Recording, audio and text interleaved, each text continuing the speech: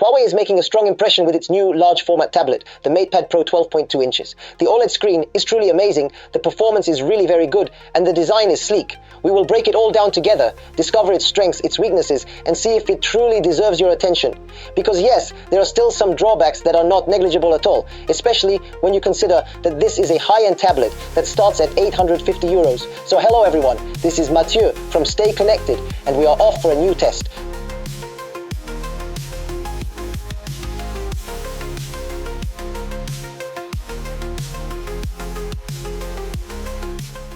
So on the channel, we are not big unboxing enthusiasts, but when they are exceptional, I personally really want to talk about them. And what did I find inside? The charger is already there, and it is 100 watts, very convenient for quickly charging the tablet, but it also has a very nice feature. It has a USB-A port, USB-C to be able to choose any cable without too much hassle. There is also the cover with the integrated keyboard and the M Pencil stylus, and a small cloth that I have right here. And as a side note, when Quentin came to visit me at home and saw this cloth, he said to me, "It looks a lot like the one Apple sells for 20 euros. Isn't that extraordinary? And it is included in the box. But before continuing, a small parenthesis, transparency. Huawei sent me this tablet for me to test, and I will be able to keep it. It is an opportunity for me to follow the developments of HarmonyOS, and why not even discover what Huawei is preparing with Harmony next, if the tablet, of course, is compatible with this future update. In terms of design, the front is very classy. With this screen that occupies a large part of the surface, we are talking about 89% occupancy rate. Huawei indicates 91%, but I would rather believe other news sites. But for comparison, the iPad Pro 13 from 2024 has 87%. Regarding the casing, the body, on the front and back, we have a plastic coating that could actually clash with the premium aspect that Huawei categorizes its tablet with. It is still a coating of excellent quality. So personal opinion, I am just not too fond of this color and these gold patterns that are a bit too flashy, but that remains very personal. The screen. It is really the part I was very eager to present to you. As the name of this tablet indicates, we are dealing with a diagonal of 12.2 inches. We are on a 2K resolution, a 10-bit panel. It just lacks a tiny Dolby Vision certification. I would have found that incredible. We are at 144 Hz. Know that it is fluid. The contrasts are amazing. The colors are vibrant. It is a true gem. So how do we achieve this result? Well, simply because Huawei used tandem OLED technology, like on the latest iPad Pro. 2 layers of OLED for improved brightness and lifespan. And on top of that, I have the Papermate version, which reduces reflections. Huawei really wants to recreate the experience of paper. Well, let's be honest, we are not there yet, but we are getting closer. And so it is really very, very pleasant for the eyes, especially when you want to read articles or a comic book. It is pure bliss. And even for video, the quality is top-notch. The screen can reach 2000 nits in peak brightness. And even if it is clearly not across the entire surface, we have no problem watching and enjoying content outdoors in the sun. The other point I was eager to test as a tech fan was HarmonyOS, and it was really the first time I could use this operating system on a daily basis. And I admit I was a little skeptical for 2 reasons. The first, a manufacturer making an OS is never a good sign, and it was also mainly the absence of Google services. But honestly, after several weeks of use, I am pleasantly surprised. The interface is super fluid, intuitive, and even quite elegant. We really find the spirit of Android, even pure Android I would say, but with a little Huawei touch. And I really like the animations, the widgets, and everything is super responsive in terms of ergonomics. Honestly, it is all good. So after I remind you, HarmonyOS is based on a pure Android version. Well, the second point that troubled me, I just mentioned, was the absence of Google and the Play Store. Harmony has its own store called Lab Gallery. There are quite a few applications in there, but we still have some strange behavior, since sometimes to artificially fill this store, it redirects us to other stores that are sometimes a bit obscure, and there are even dead links. I admit, I was still very worried at first contact, but know that a solution exists. This solution is directly in the Gallery app, and it is called Aurora Store. It is a kind of alternative Play Store that is ad-free and has all the applications you need. For me at least, I was able to reinstall all my essential applications. So there is still one element to keep in mind. Aurora offers you to connect with your Google account. Even though I did not notice anything strange, I do not know if we can fully trust it, especially in terms of data privacy that is collected. I did some small research, and by the way, Aurora provides transparency information about the application. It claims to be an open source application, which means that the code is accessible to everyone and therefore verifiable by security experts. They also say that they have no links whatsoever with Google. I know that Huawei also whispered to me to install this store, but they also defend themselves from having any links with Aurora. There is no partnership. In particular, they just tell us that because it is a solution that is well suited to the problem of applications, especially for us Westerners who are used to American services like those from Google. And by the way, it is not necessarily necessary to connect your account, but it is still recommended. We will probably need to dig a little deeper into the subject, but well, we are not going to go into that here, otherwise it will lengthen the video.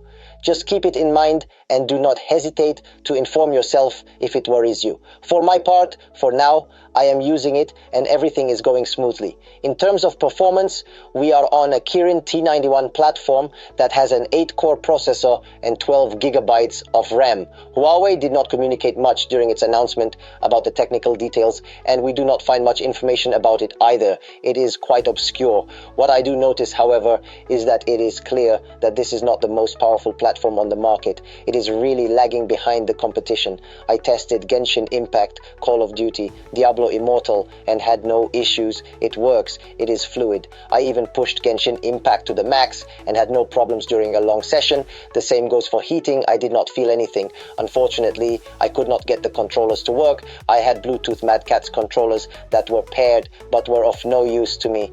And I tried to get my Backbone controller to work, which connects only via USB-C with an adapter, and that did not work either. So it is a shame that the controllers are not compatible, unless maybe you know one that is. Feel free to provide references or even your tips for getting controllers to work on this HarmonyOS to fully enjoy a gaming or multimedia experience. Huawei has equipped its MatePad Pro 12.2 with speakers with an enlarged acoustic chamber, and you can feel it. We have powerful and clear sound. However, we are not on a hi-fi installation or a home theater. But if you have nothing else, believe me, you will clearly not be unhappy. The sound quality is very impressive, especially when you see the finesse of this tablet.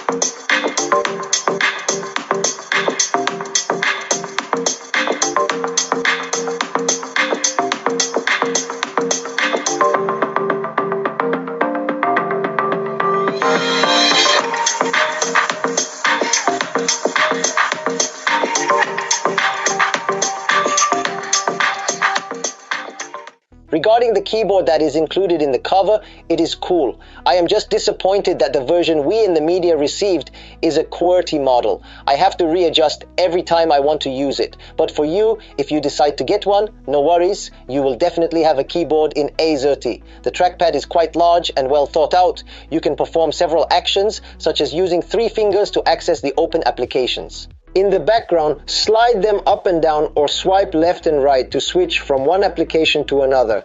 The stylus, the M Pencil, is precise and pleasant to use. I asked some creative friends who draw quite well to test it, and they loved it. The only criticism one might have is its simplicity. It might lack buttons or gestures to activate quick shortcuts or even have an eraser similar to what we had on the Surface Pro. I remember with the stylus I could flip it over and use it like a pencil eraser. It would also be cool to feel it depress when you press lightly to sense a bit more pressure. But otherwise, if we overlook all that, well, nothing to report. A good stylus is nice, but a software suite to accompany it is better. We tested GoPaint, which Huawei highlighted during its conference, and it is very comprehensive. It has been expanded and now includes 150 types of brushes. They announced that it offers the first realistic texture canvas in the industry, and they were very proud of that. But I'm not an expert in that area, so if someone knowledgeable comes by, feel free to confirm or deny in the comments. In terms of connectivity, this tablet includes Wi-Fi 6, no Wi-Fi 6E. I would have liked it to at least go that far. Not necessarily Wi-Fi 7, but at least 6E would have been nice. Bluetooth 5.2? USB-C, near link, and a feature they call Device Plus, which allows you to connect the tablet to other Huawei devices like a smartphone or PC. I can't test it since I don't have other devices from this brand, but it must be very convenient to transfer files, share a screen, or even take calls. It must be very cool to navigate in this ecosystem. I would love to try it one of these days. Regarding unlocking, it is done through two-dimensional facial recognition, which is not the most secure method, but it is still convenient. Otherwise, you can opt for the fingerprint reader. In any case, both are very fast and efficient. This MatePad Pro is equipped with a dual camera on the back, a 13 megapixel wide angle and an 8 megapixel ultra wide angle. Let's be clear, this is not its strong point. The photos lack sharpness and the colors are a bit garish. The video quality is not great either. We get the same result in photos and the microphone is quite poor. So here is a quick video test to show you the video quality indoors with fairly decent lighting, no lavalier microphone, to give you an idea of how the sound is captured. Also keep in mind that this tablet can only film in 4K at 30 frames per second. This is due to the limitations of the chip inside, but I don't have much time to conduct extensive outdoor tests, and I find filming outdoors with a tablet is not particularly interesting. So here is a little test to show you how it works with this main sensor. However, the high contrast in photos is an advantage, for example, for document capture. The text stands out very well, even if the image is not completely sharp. So for me, these sensors are clearly meant to meet this type of need. And if we talk about the front sensor, you know it is the poor relative of photo sensors. It is 16 megapixels, but don't be fooled, the quality is not amazing. So here is a little example of what the front camera produces. Already a very pleasant surprise. You can film in 4K at 30 frames per second only. I tried to switch to see a bit because there is a 60 mode that is present, but going down to 720p, there is no option to go up to 60 frames on this front camera. It is really reserved for 180p on the rear camera. You also have an example here without a lavalier microphone, just to show the sound quality. Be careful though, because what I notice is that as soon as I touch a little bit, despite the hinge system with the keyboard being very robust, it shakes quite a bit, so you really have to try not to touch anything. As soon as I place my hand on the desk, it shakes a little, so really try to keep your distance if you're doing a video call. Anyway, we'll see how it goes. I feel like the rendering looks very marked. There is a lot of contrast, and I feel like the colorimetry is not very well mastered either. For example, here at my windows, I left it intentionally like this, and it leans a bit more towards yellow than in real life. In reality, we are more sure of white. So we need to check what the rendering will be like. But here is a little example. If we talk about battery life, let me tell you, it is excellent. The battery is 10,100 milliamp hours and it lasts a long time. I did some tests, like during my live XR 360, and the tablet served as a return screen, lasting almost 3 hours and 51 minutes of non-stop video. It went from 83% to only 58% battery. My second test was to see how it behaves in standby overnight. I left it at 9 p.m. at 85%, and the next day it was at 81% at 11:39 a.m. As I mentioned at the beginning of the video, it comes with its 100-watt charger and is compatible with turbo fast charging. The results are 85% in just 40 minutes and 55 minutes for a full charge according to my measurements. We also took the opportunity to run a battery life benchmark.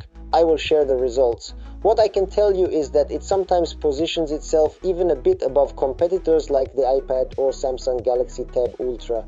And now that I've told you all this, let's move on to my final verdict. You will have understood that I am very positive. The Huawei MatePad Pro 12.2 is an excellent tablet with strong points like the OLED screen. It just lacks a Dolby Vision certification. That would be perfect. It has solid performance, top-notch battery life, and a very pleasant stylus to use, accompanied by a fairly comprehensive suite of applications. However, there are still a few weaknesses. The photo part is disappointing and Google services may still be a hindrance for some. Personally, at the time I am filming this video, it is no longer a concern for me, I am convinced. HarmonyOS is more mature than I thought, and Aurora Store compensates for the lack of applications I use daily. This tablet will definitely integrate into my personal and professional ecosystem, and for its price, it seems more than capable of standing up to competitors. It just remains to know if you are ready to spend 850 euros or even 1000 euros for the version with 512 gigabytes of storage. Are you one of the occasional users? In that case, I would say it is better to opt for a cheaper range. And if you are a heavy user or a big consumer of content on a tablet, for me, you can very clearly consider this MatePad Pro as a more than solid proposition. By the way, if you are convinced and want to buy the MatePad Pro 12.2, you can find affiliate links in the description. It is a good way to support the channel without spending a cent more.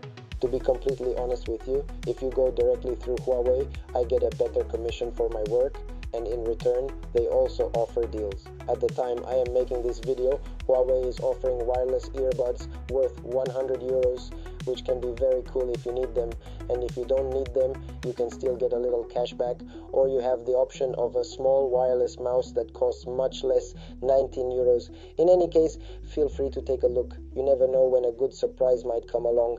But I have one last question for you.